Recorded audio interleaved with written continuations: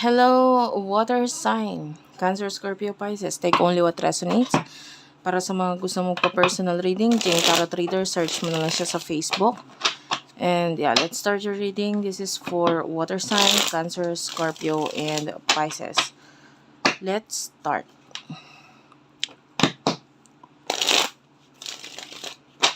By the way, itong particular card na ito, or deck na ito, meron akong sirang card dito. So, sorry kung may mga times na medyo iniingatan ko yung pagsha-shuffle, ano.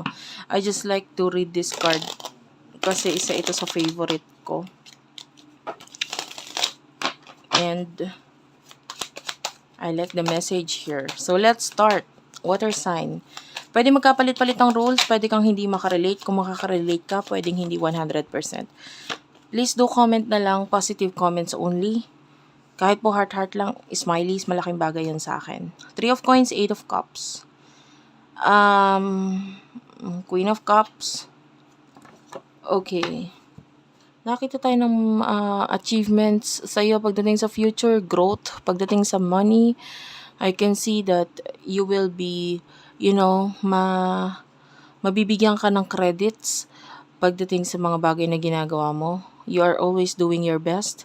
And nakikita natin na pwedeng yung iba sa inyo may pagtaas ng posisyon, pagtaas ng kita or ng sahod. The Queen of Cups is here. So, someone is looking at you and parang feeling niya deserve mo naman na magkaroon ng mas mataas na posisyon or ng mas mataas na kita, mas magandang position para sa'yo. Like, you deserve this. So, it has something to do with your career. Maganda sinasabi dyan. May mga accomplishment. And, could be regarding your boss. No? And,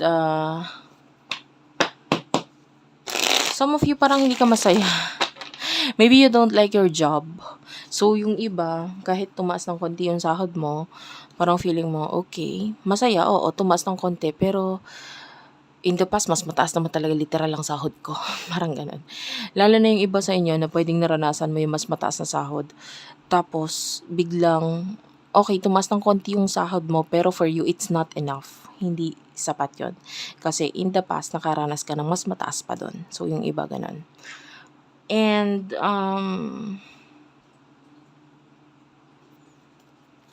who is this person pagdating sa love? Sino tong person na kakonect mo pagdating sa love?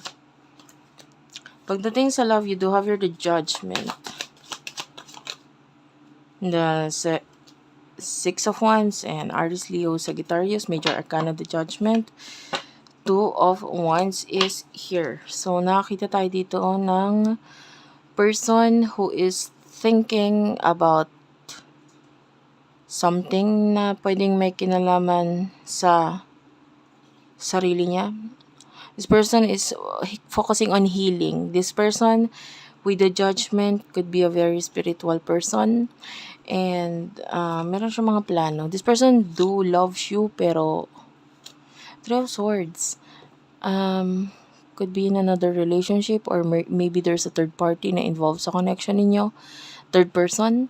And itong person na ito, pwedeng mas nakikita niya itong third person na ito. So, if you are in a relationship, in another relationship, nakikita niya yung other relationship na yan sa buhay mo. So, this person, nagfo-focus siya sa healing, nagfo-focus siya sa sarili niya, nagfo-focus siya sa, mga dapat pang ayusin sa buhay niya. But if the third person is nasa side ng person na ito, this person is, pwedeng nagigising siya sa katotohanan na I should focus on this third person. Kailangan mahalin ko tong taong to. I should forget about you. So, this person with the 2 of Wands, pwedeng nagkakaroon siya ng pagpaplano with regard sa kanya at doon sa person na kakonect niya. Okay, maybe sa third party. So, I can see a third party situation sa inyo. Whether sa side mo, sa side niya, or both. But, the energy here is that kung nasa iyo ang third party, pwedeng iniisip niya, hindi, masaya ka na eh. Kailangan ko na mag-move on. Kung nasa side naman niya, iniisip niya, kailangan ko maging masaya sa kung ano yung meron ako and I have to forget about you. Okay, emotions sa inyong dalawa. Okay, water sign, 8 of Swords. Okay, so you do have the 8 of Swords, 7 of Swords. 8 of Wands is also here. And the Queen of Swords, okay? And you do have here the King of Wands. Wait lang, guys. Okay, so sorry about that. Anyway, pagdating sa person na nakakonect mo with the 8 of Wands, this person is focusing on family. Tinatry kanyang i-cut off.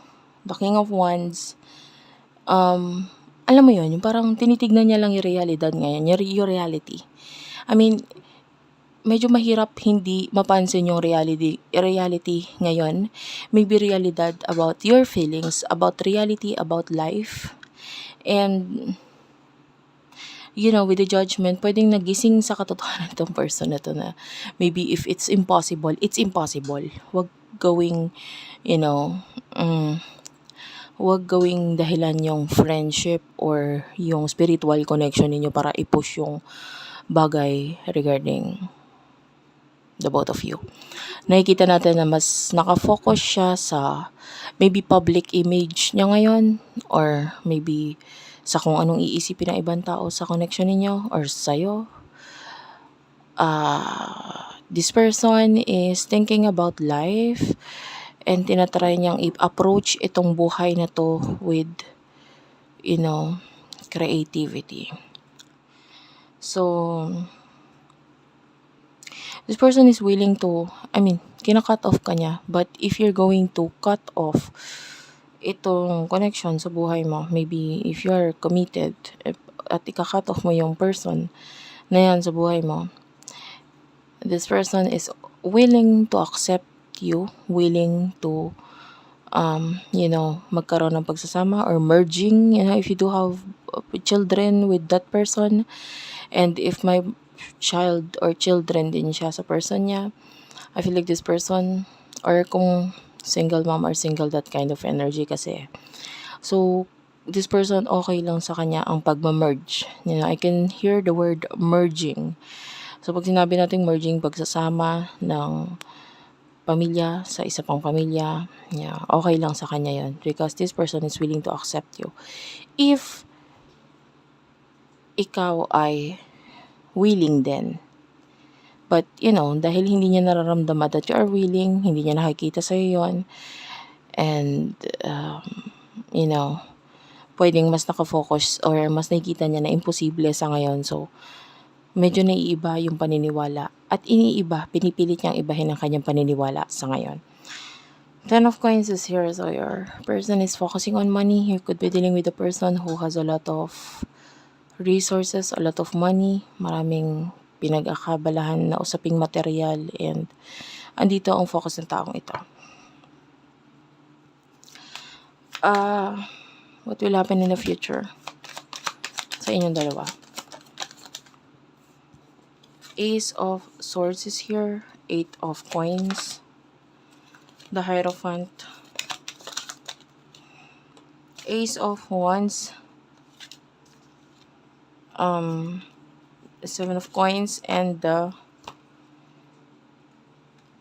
Magician, Aries, Leo, Sagittarius, Gemini, Libra, Aquarius. Major Arcana, the Magician, and the Hierophant. Well, both of you ay mas nakafocus sa realidad. In the near future, you will be the Hierophant. So, nakikita natin yung pagiging mature mo sa connection ninyo. You will be focusing on work. And although nandun pa rin yung pag-iisip mo dito sa person na to, pero mahirap siyang hindi isipin eh. May mga times na maalala mo talaga siya. Because maybe yung connection ninyo is very powerful, pero very hard at the same time. So with the Ace of Wands, this person is, nakikita natin yung development sa kanyang sarili, pag-aayos sa kanyang sarili, maybe kung ano yung mga gusto niyang baguhin, maybe magkakaroon ng skincare or more like physical health na pagbabago, exercise could be. Possible din may mga additional sa kanyang ginagawa sa sa buhay niya to make his or herself more appealing. Ayan, so maybe pagbabago din ng wardrobe ng ng kanyang sarili. The Seven of Coins, this is your person focusing on sa kanyang mga skills, kung ano pa yung mga maaayos niya sa kanyang skills, ano yung mga skills niya na mapapagkakitaan niya. So, nandun ang focus ng person na to. The Magician will be focus sa skills and development. So, more on sa sarili niya talaga ang focus niya. And ikaw din naman. So, the Five of Coins, Taurus, Virgo, Capricorn, and the Star. Maybe in the future, it will be hard na makuha yung mga bagay na gusto niyo makuha, which is yung pagkagusto niyo sa isa't isa. And there's this feeling that in the future, there's areas in your life na mas magiging mas concentrated kayo. And maybe mahirap ma-manifest ang isa't isa in the near future. So, possible na if this is a spiritual connection, goals are more important for now or in the future than your attachment or your spiritual attachment sa isa't isa. Okay? And Four of Swords, may mga pagpipigil na gagawain in the near future pagdating sa usapin sa connection ninyong dalawa. Okay? So, thank you for watching. I love you all and bye-bye.